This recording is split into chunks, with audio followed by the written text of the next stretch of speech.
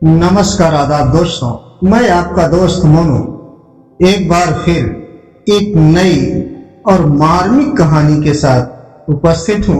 आज हमारी कहानी का शीर्षक है माँ का खत। बेटा, काश मैं ये खत तुम्हें कुछ साल पहले लिख देती तो आज मुझे खुद की परवरिश पर ही सवाल नहीं उठाने पड़ते। तुम इसे जरूर पढ़ना, ऐसा ना हो कि तुम्हें भी मेरी तरह अपने बच्चों को खत लिखकर आशीर्वाद भेजना पड़े। शीला जी अपने बेटे रोहन को लिखा। शीला जी अपने वक्त की एक बहुत बड़ी वकील थी। अब अपने बंगले में 4 देखभाल करने वालों के साथ अपनी जिंदगी के आखिरी साल गुजार रही। शीला जी का एक ही बेटा था, रोहन, जिसको उन्होंने विदेश वकालत पढ़ने भेजा और वो वहीं का होकर रह गया। शीला जी की तबीयत अब ज्यादा बिगड़ती जा रही थी।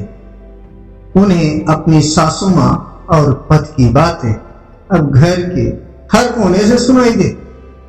शीला जी ने उनकी मर्जी के खिलाफ जाकर बेटे को स्कूल टाइम से ही हॉस्टल में पढ़ाया, फिर आगे की पढ़ाई के लिए विदेश भेज दिया।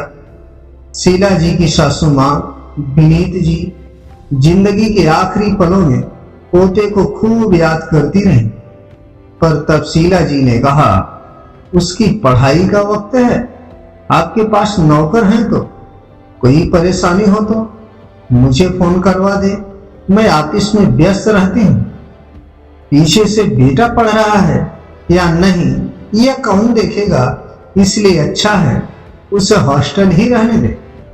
शीला जी के पति के देहांत के वक्त भी रोहन अगले दिन पहुंचा था और कहते थे, ये तो माध्यमिक युग के स्टेटस के चक्कर में जो अपने बेटे को खुद से दूर भेज रही हो, एक दिन ये कहीं दूर ही रह जाएगा। माँ बाप का प्यार इससे बचपन में ही छीन रही हो तो ये बड़ा होकर माँ बाप को क्या प्यार करेगा। तब शीला जी को ये सब बातें दाकिया सुनी लगती थी, पर वो एक एक बात आज सच हो गई थी। रोहन 12 साल की उम्र से ही हॉस्टल में रहा। उसने माँ बाप का प्यार, उनका वक्त बस छुट्टियों में ही देखा। जैसे जैसे बड़ा हुआ तो एक्स्ट्रा क्लास का नाम लेकर छुट्टियों में भी 4-5 दिन के लिए ही आता। शीला जी को लगा अब अंत करीब है, जो गलती मुझसे हुई वो मेरा बेटा ना करे, इसलिए उसको एक खत लिखती, प्यारे रोहन, तुम्हें ढेरों आशीर्वाद और प्यार। मुझे माफ कर देना बेटा, तुम जिद करते रहे कि हॉस्टल नहीं जाना और मैंने तुम्हें हॉस्टल भेज दिया। तुम्हारे हिस्से का वक्त, प्यार मैं तुम्हें नहीं दे पाई। तुम्हारे पिता और दादी का प्यार भी तुम्हें नहीं मिल पाया। तुम्हें अपने पिता संग खेलते हंसते जिद करते हुए देखने का सुनहरा मौका मैंने तुम्हारे भविष्य बनाने के चक्कर में खो दिया। ये पत्र आज इसलिए लिख रही हूं ताकि तुम वो गलती ना करो जो मुझसे हो गई। तुम्हें मैंने विदेश पढ़ने भेजा ताकि यहाँ आकर मुझसे भी ऊंचे दर्जे के वकील बनो, पर तुमने विदेश में रहना ही चुना। गलती तुम्हारी नहीं है। माँ बाप जब बच्चे को उसके हिस्से का वक्त, प्यार, परवाह नहीं देते तो बच्चे भी बड़े होकर वही करते हैं। मैं बाकी माँ की तरह तुम्हारी पत्नी को भी दोष नहीं दूंगी कि तुम्हें मुझसे दूर ले गई। वहां विदेश में वो तुम्हारी साथी थी, फिर जीवन साथी भी बन गई, जिसे तुम्हारा साथ दिया। तुम्हें तो उसका साथ निभाना ही था ना। बच्चों की अच्छी सुविधा और परवरिश देना माँ बाप का फर्ज है, बाकी भविष्य तो बच्चा अपनी मेहनत से ही बनाता है। तो मेरी इस गलती को मत दोहराना। मेरे बेटे को खूब प्यार देना, उसके हिस्से का वक्त उसे देना। यहाँ आना चाहो तो तुम्हारी मर्जी, नहीं आना चाहो तो कोई दबाव नहीं डालूंगी। इस घर का कोना कोना तुम्हारा इंतजार करता है। अंत में यही कहूंगी कि हो सके तो मुझे माफ कर देना, तुम्हारी माँ शीला।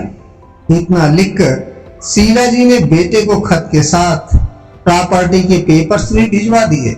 उन्हें लग रहा था कि अब बस अंत करीब है। दिल का ये आखिरी बोझ भी आज उतर गया। रोहन को खत मिला। खत पढ़कर वो बहुत रोया। माँ को तुरंत फोन मिलाया।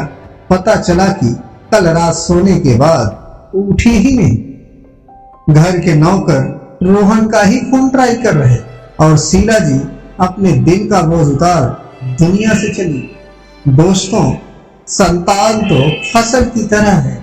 हम उसे अपना वक्त परवाह देकर सींचेंगे तो फल के रूप में हमें भी वही मिलेगा। कुछ लोग जो अपने माता पिता की परवाह के बाद भी उनका नहीं सोचते, उसका सिला उन्हें अपनी संतान से मिल ही जाएगा। किसी ने ठीक ही कहा है, जैसा बोएगा वैसा ही कटेगा।